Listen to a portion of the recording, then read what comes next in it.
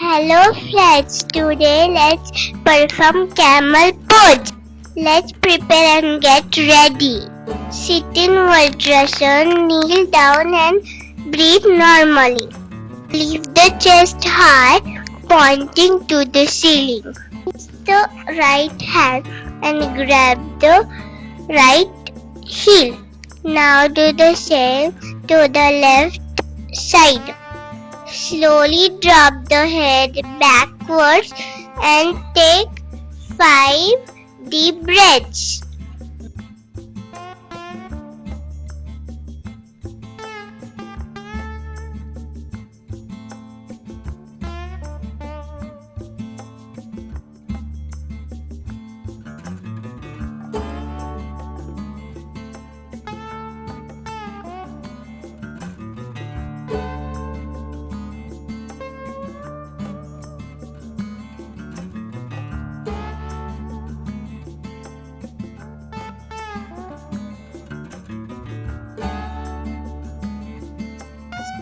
This asana helps increasing the breathing, correcting posture, and improving heart rate.